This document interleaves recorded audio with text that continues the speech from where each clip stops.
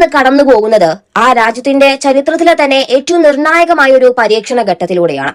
പരമോന്നത നേതാവ് മുസ്തഫ ഖമേനി ശാരീരികമായ അവശതകളാൽ റഷ്യയിൽ ചികിത്സ തേടിയെന്ന വാർത്തകൾ വരുമ്പോൾ സ്വാഭാവികമായും ഉയരുന്ന ചോദ്യം ഇതാണ്: അപ്പോൾ ഇറാനെ ഈ പശ്ചിമേഷ്യൻ യുദ്ധത്തിൽ നയിക്കുന്നത് ആരാണ്? എന്നാൽ പശ്ചിമേഷ്യയിലെ ചാണക്യന്മാർ പറയുന്നത് മറ്റൊന്നാണ്.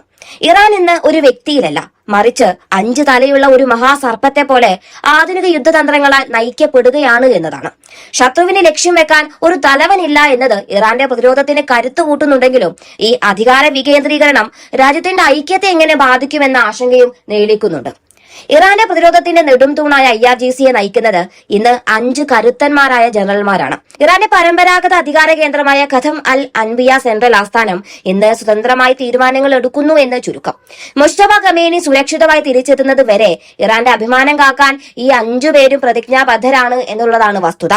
ലോകത്തെ വിറപ്പിക്കുന്ന ആ 5 ജനറൽമാരെ നമുക്കൊന്ന് പരിചയപ്പെടാം. അതിൽ ആദ്യത്തെ ആളാണ് ബ്രിഗേഡിയർ ജനറൽ അമീർ അലി ഹാജിസാദെ.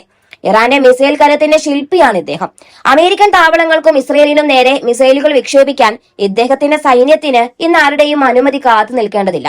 മുൻകൂട്ടി നിശ്ചയിച്ച യുദ്ധ പദ്ധതികളിലൂടെ അദ്ദേഹം ശത്രുവിനെ വിറപ്പിച്ചുകൊണ്ടേയിരിക്കുകയാണ്. രണ്ടാമൻ ബ്രിഗേഡിയർ ജനറൽ മുഹമ്മദ് പക്പൂർ.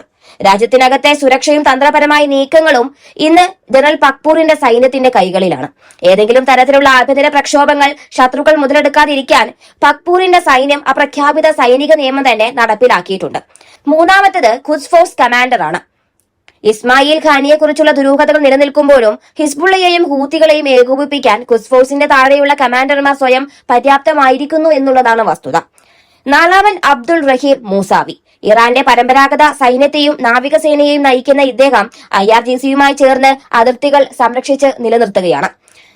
അഞ്ചാമത്തത് സാമ്പത്തിക കമാൻഡർമാരാണ്. ഖതം അൽ അൻബിയ കൺസ്ട്രക്ഷൻ. യുദ്ധം നയിക്കാൻ പണം കണ്ടെത്തുന്നത് ഈ വിഭാഗമാണ്. കേന്ദ്ര ബാങ്കിനെ ആശ്രയിക്കാതെ സൈന്യത്തിന് സ്വന്തമായി വരുമാനം കണ്ടെത്താൻ ഇവർ സഹായിക്കുന്നു. ഇറാൻ എന്ന രാഷ്ട്രത്തെ സംബന്ധിച്ചിടത്തോളം ഈ വികേന്ദ്രീകരണം ഒരു വലിയ തന്ത്രമാണ്. ശത്രുവിന് ഒരാളെ കൊലപ്പെടുത്തിയാൽ ഇറാന്റെ പ്രതിരോധം തകർക്കാമെന്ന് ഇനി കരുതാനാവില്ല. ഓരോ വിഭാഗവും ഒന്നിനൊന്ന് മെച്ചമായി സ്വന്തം നിലയിൽ യുദ്ധം ചെയ്യാൻ സജ്ജമാണ്. എന്നാൽ ഇതിനൊരു മറുവശം കൂടിയുണ്ട്. ഒരു കേന്ദ്രീകൃത നേതാവില്ലാത്തത് നയതന്ത്രപരമായ ചർച്ചകളെ ബാധിച്ചേക്കാം.